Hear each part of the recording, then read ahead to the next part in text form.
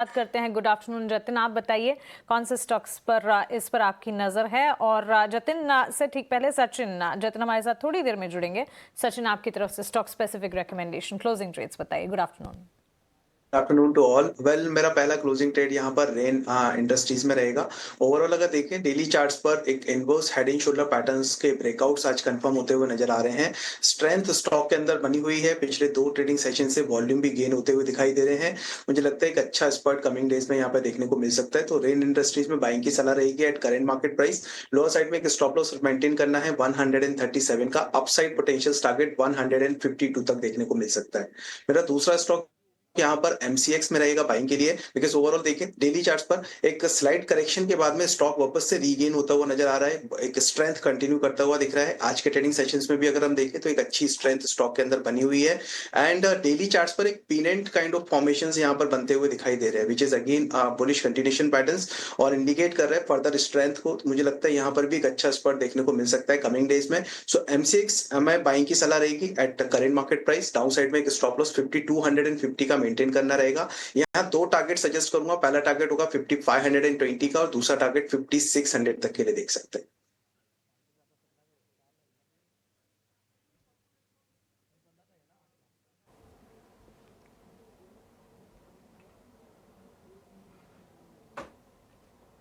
ठीक है, सचिन जी के ये ट्रेड्स हो गए। कुणाल जी, आप बताइए कि आप क्या सलाह दे रहे हैं। दोनों बाइंग की और रहेगा। सबसे पहला जो है बैंक इंडिया है। आप देखिए बहुत ही बढ़िया चार्ट फॉर्मेशन बनाया है। ब्रेकआउट भी यहाँ पे देखने को मिला है। फ्लैग फॉर्मेशन उस ब्रेकआउट को आप कह सकते हो 1500 200 के ऊपर स्टॉक ट्रेड कर रहा है। रैली चार्ट तो एक रिवर्सल यहाँ पे हमें देखने को मिला है। बैंक इंडिया जो अभी फिलहाल 111 के अराउंड है वो खरीदारी करके चलने की सलाह है। एसएल की बात करें तो रिसेंट का जो बॉटम है 106 वो हमारा एसएल रहेगा। टारगेट की बात करें तो 116 का पहला टारगेट है जो उसका रिसेंट का हाई भी हो। और ये जिस दिन ब्रेक होगा आपको 123 तक के भी टारगेट देखने को मिलेंगे। और दूसरा जो है वो जोमेटो है। बहुत बार जोमेटो को लेकर क्वेरी आई है, हमने उस क्वेरी के ऊपर रिप्लाई भी दिया है, लेकिन मैं सोचा कि आज जोमेटो का ही कॉल दे। 209 के अराउंड स्टॉक ट्रेड कर रहा है। 199 जो इसका बॉटम है और ये तीसरी बार है कि स्टॉक 199 के बॉटम के साथ बाउंस बैक दे रहा है। तो 199 का हम यहाँ पे एसएल मेंटेन करके चलेंगे। टारगेट की बात करते हैं 217 का पहला टारगेट है और वो जैसे ही ब्रेक होता है आपको 230 तक का दूसरा टारगेट भी देखने को मिल सकता है। तो जोमेटो यहाँ पे खरीदारी करके चलने की सलाह रहेगी। ठीक है, जोमेटो खरीदने की सलाह है, बैंक ऑफ इंडिया को भी बाय करने की सलाह है। दोनों के टारगेट और स्टॉप लॉस आपकी स्क्रीन पर हैं। जोमेटो के लिए टारगेट 217 और 230। देखिए 200 रुपये वाले जो सपोर्ट को बार बार कम से कम रेस्पेक्ट किया है जोमेटो ने। हालांकि बाजार चला था, जोमेटो ने इसमें पार्टिसिपेट किया नहीं था। होपफुली यहां से अब चले और इस टारगेट का आप ध्यान रखिएगा। 217 230 ठीक ठाक पैसे बन जाएंगे इस टारगेट के लिहाज से भी। 210 रुपये का भाव है जोमेटो के लिए। एक और शेयर जो गिरता है लेकिन बार बार संभल रहा है, कुणाल जी आपसे ही व्यू चाहिए, और वो है डिक्सन टेक का। अभी भी बड़े साइज का है। हमने 18-19 हज़ार रुपए के भाव देखे हैं डिक्सन टिंग में। 13,500-14,000 की रेंज में फिलहाल ये शेयर है। डिक्सन की जो तेजी आज आई है, इसको आप कितना सस्टेनेबल मानते हैं, और किसी की मान लीजिए अगर लॉन्ग है इसमें, अगर पोजीशन को क्या होल्ड करें या फिर जो प्रॉफिट मिले उसको समेटते रहें और लोअर लेवल पर मौके देखें फिर से। वेल मैं कहूंगा कि जो पोजीशन बनाई है उसको होल्ड करके चलने की सलाह रहेगी। मैं यहाँ तक कहूंगा कि नई पोजीशन बना के चलने की सलाह है।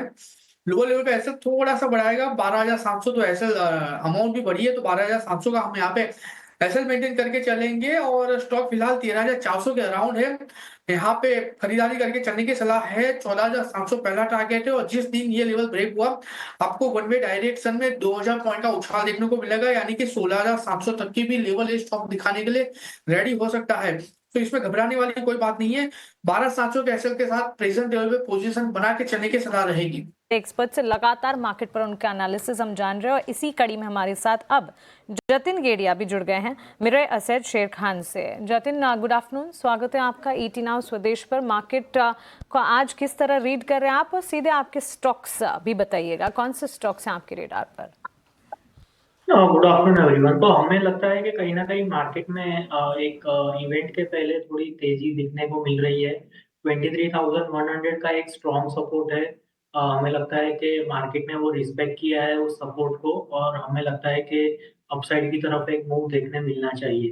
Now moving on to my trade recommendations, हमें लगता है स्पेशलिटी केमिकल में से एसआरएफ में एक बुलिश अच्छा खासा लास्ट वीक में एक पुल बैक हुआ था सपोर्ट के तरफ 40 डे का एवरेज को होल्ड किया है, रिस्पेक्ट किया है और वहां से एक fresh leg of up move start किया है।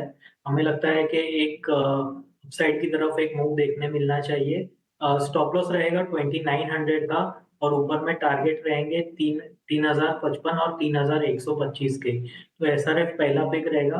दूसरा रिकमेंडेशन होगा कैपिटल मार्केट स्पेस में से CAMS कैम्स।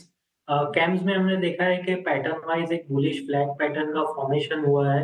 हमें लगता है कि आने वाले 1 से 2 ट्रेडिंग सेशन में ये पैटर्न का ब्रेकआउट ऑन दी अपसाइड हमें देखने मिलना चाहिए।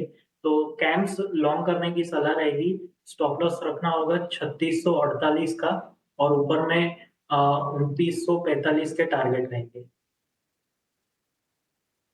तो चलिए एसआरएफ पर खरीदारी की राय और साथ ही एक्सचेंज एंसिलरी लगातार हमारे एक्सपर्ट्स के रेडार पर है। एमसीएक्स पर भी क्लोजिंग ट्रेड में कॉल आपको मिली और अब कैम्स पर भी खरीदारी के मौके, टारगेट, स्टॉप लॉस स्ट्रैटेजी आपके स्क्रीन पर। एसआरएफ 3055 के लेवल्स, उसके बाद 3125 तक भी जाने का दमखम रखता है। करीब 3% की तेजी के साथ ही स्टॉक ट्रेड करता हुआ। स्टॉप लॉस 2900 का आपको लगाना होगा और साथ ही कैम्स पर भी खरीदारी के मौके इस वक्त बनते हुए। I think bank of India आपके क्लोजिंग ट्रेड्स का हिस्सा था। बैंक्स फाइनेंशियल्स पर HDFC, इन्फोसिस, ICICI बैंक और साथ ही इंडसइंड बैंक को भी जोड़ लीजिए। इन स्टॉक्स में अच्छा एक्शन दिख रहा है, क्या राय होगी? Just like bank of India, इनमें भी एग्जिस्टिंग पोजीशंस को क्या इंटैक्ट रखना चाहिए?